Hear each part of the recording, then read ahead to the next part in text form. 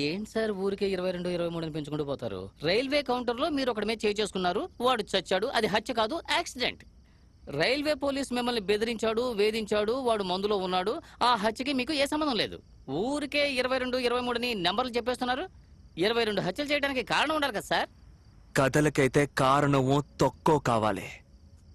నిజ జీవితంలో కారణము అక్కర్లేదు, తర్కము అక్కర్లేదు. There are no logics and reasons for real life. అదే on a fine sunny day beach.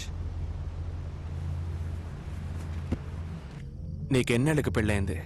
23 ఏట పెళ్ళయింది సార్. ఎంతమంది పిల్లలు? 2 పిల్లలు సార్, ఒకటి క్యారియింగ్ సార్. ఆ విషయంలో నేను కింగ్ సార్, హ్యాపీస్.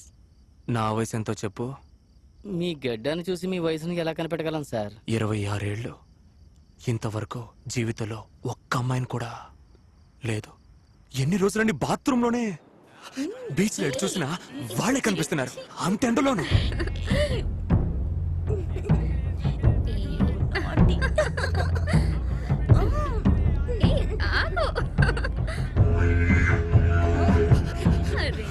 ఆ రోజు ఎండ 2 డిగ్రీలు ఎక్కువే మండింది.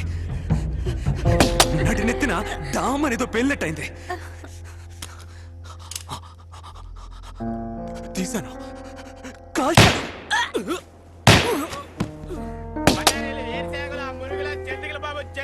దరిద్రం బీచ్ కూడా బెడ్రూమ్ చేశారు కదా.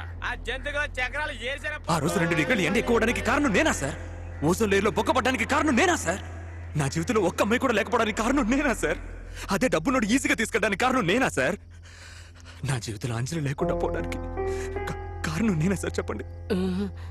నా అదృష్టం సార్, పోయిన వారం మీరు బీచ్ వైపుకి రాలేదు. ఏమన్నారు? బ్యాటరీ ఛార్జీ తక్కువగా ఉంది సార్. త్వరగా కంటిన్యూ చేయండి సార్. చంపడానికి కారణాలు ఏం అక్కర్లేదు. Killing someone is very simple, like an art. అడవి మనిషిలో ఉన్నా కూడా ఆంగ్లంలో అదరగొట్టేస్తున్నాడు. A highly created process, something like an intercourse. ఎవరైనా చంపేటప్పుడు తుపాకీ ఉందే తుపాకీ, ఈ వేలు రక్తం చేతికి అంటినప్పుడు పరవశం, ఎక్స్టసీ. కానీ కళ్ళు తెరిచి చూడగానే అది అది రియల్లీ పెయిన్ఫుల్. మనం చిన్నప్పుడు స్కూల్లో ఎగ్జామ్లో ఫెయిల్ అయినప్పుడు పాస్ అవ్వాలి, నెక్స్ట్ ఇయర్ అయినా అనుకుంటాం కదా. అదే విధంగా ఒక మొర్ర తర్వాత ఇంకోటి చేయకూడదని బాగా అనుకుంటాను.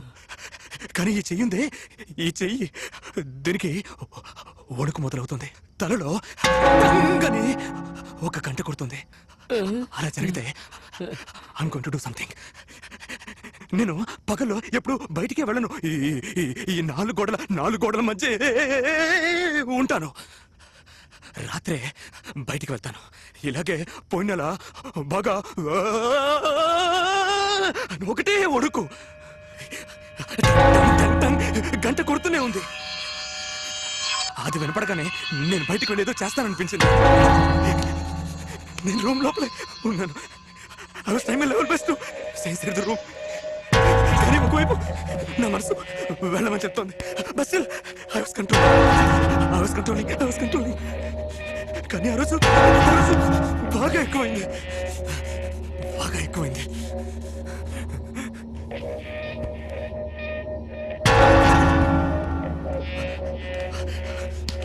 ఆ తర్వాత తలుపు తెరిచేద్దామని వెళ్ళిపోయాను. అప్పుడు ఆ శబ్దం ఆగిపోయింది.